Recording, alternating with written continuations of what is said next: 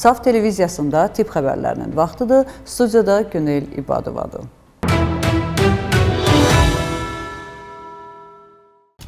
Təbib sədri 5 müşaviri və departament rəhbərini işdən çıxardıb. Təbibin yeni icraçı direktor Anar Bayramov kadr dəyişikliklərinə başlayıb. Təbib sədrinin səlahiyyətlərini icra edən Anar İsrafilov tərəfindən 17 gün əvvəl müşavir vəzifəsinə təyin edilmiş, həkim Zeynal Bayramlı işdən azad olunub. Məlumata əsasən qurumdakı digər müşavirlərin də ərizələri alınıb. Təbibin yeni icraçı direktor Anar Bayramovun müvafiq əmri ilə müşavirləri Elnur Qurbanov, Emil Qasımov, Pərvin Əkbərov və Vüqar Yaqublu da tutduqları vəzifələrdən azad olunub. Hələ ki onların yerinə təyinat yoxdur. Direktorun digər əmri ilə Strateji İnkişaf Departamentinin rəhbəri Murad Mirzəyev də işdən çıxarılıb. Qeyd edək ki, Anar Bayramov aprelin 17-si təbibin icraçı direktoru vəzifəsinə təyin edilib.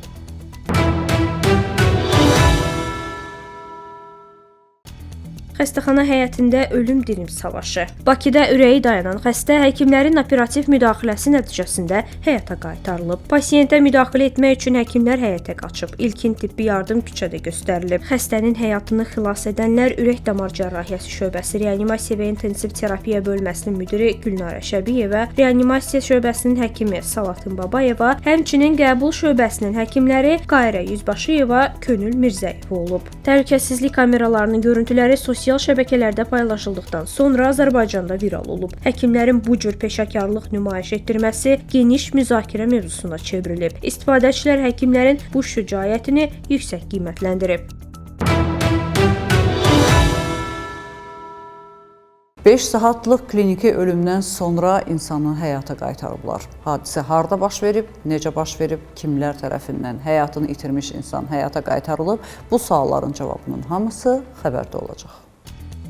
5 saat ölü qaldı, sonra həyata qaytarıldı. Yakutiyanın Mirny şəhərində həkimlər klinik ölüm vəziyyətində olan pasiyenti uzun müddətli reanimasiya tədbirləri nəticəsində həyata qaytarıb. Hadisə güclü soyuqlar zamanı baş verib. Məlumata görə yerli sakin gecə saatlarında evə qayıdarkən halsızlaşıb və skamyada yuxuya gedib. Bir müddət sonra onun vəziyyətini görənlər təcili tibbi yardım çağırıb. Hadisə yerinə çatan həkimlər pasiyentdə klinik ölümün baş verdiyini müəyyən edib. Reanimasiya briqadası dərhal müdaxiləyə başlayıb. Həkimlərin tətbiq etdiyi xüsusi hipotermiya və tədricən isinmə metodu sayəsində pasiyentin bədən temperaturu mərhələli şəkildə yüksəldilib. Bir neçə saatlıq intensiv reanimasiya tədbirlərindən sonra ürəkdə yenidən elektrik aktivliyi müşahidə olunub və ürək ritmi bərpa edilib. Daha sonra defibrillyasiya və əlavə müdaxilələrlə ürək fəaliyyəti tam bərpa olunub. Həkimlərin sözlərinə görə pasiyent təxminən 5 saat klinik ölüm vəziyyətində qalıb. Buna baxmayaraq uğurlu reanimasiya nəticəsində o bir gün sonra süni komadan çıxarılıb və həyati funksiyaları bərpa olunub.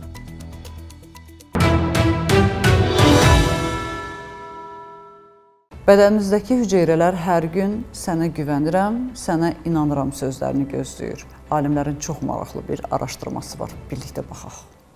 Bu ifadə sağlamlığa müsbət təsir göstərir. Mütəxəssislər bildirib ki, insanın emosional vəziyyəti yalnız psixoloji deyil, eyni zamanda fiziki sağlamlığa da birbaşa təsir göstərir. Son illərdə aparılan tədqiqatlar göstərir ki, düşüncələr, hisslər və hətta insanın özünə yönəltdiyi sözlər orqanizmin biokimyəvi proseslərinə təsir edir. Araşdırmalara görə stress, qorxu və narahatlıq kimi mənfi emosiyalar immun sistemini zəiflədə, bərpa proseslərini ləngidir. Əksinə, müsbət düşüncə özünə qarşı mehriban yanaşma və daxili təhlükəsizlik hissi orqanizmdə daha balanslı reaksiyalara səbəb olur. Bu yanaşma elmi ədəbiyyatda psixonevroimmunologiya kimi tanınır və zehin-bədən əlaqəsini araşdırır. Mütəxəssislər qeyd edib ki, gündəlik həyatın gərgin ritmi fonunda insanlar çox vaxt özlərinə diqqət ayırmağı unudur. Halbuki sadə vərdişlər, dərin nəfəs alma, özünə səni sevirəm, güvəndəsən kimi müsbət sözlər demək və qısa istirahət anları ümumi sağlamlığı yaxşılaşdırır. Bu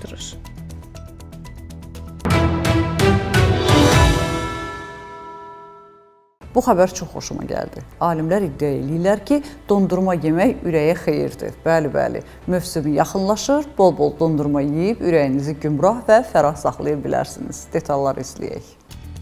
Dondurma cana xeyirdir. Dondurma və digər yağlı süd məhsullarının sağlamlığa təsiri ilə bağlı yeni araşdırmalar maraqlı nəticələr ortaya qoyub. Mütəxəssislərin sözlərinə görə bəzi tədqiqatlar göstərib ki, tam yağlı süd məhsulları, o cümlədən nadir hallarda istehlak edilən dondurma ürək-damar xəstəlikləri və ikinci tip diabet riski ilə gözlənildiyindən daha az əlaqəlidir. Alimlər hesab edir ki, bu təsir məhsulların tərkibində olan təbii yağlar, kalsium və bioaktiv maddələrlə bağlıdır.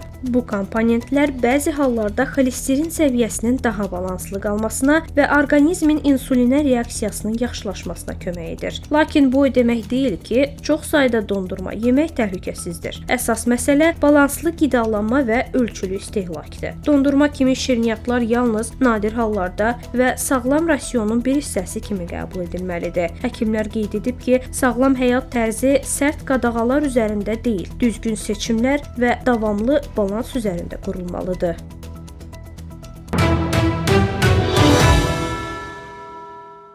Bugün olan səhiyyə xəbərlərimiz bu qədər. Dünyada və ölkədə baş verən ən vacib xəbərləri bizdən izləyin. Özünüzü və doğmalarınızı qoruyun.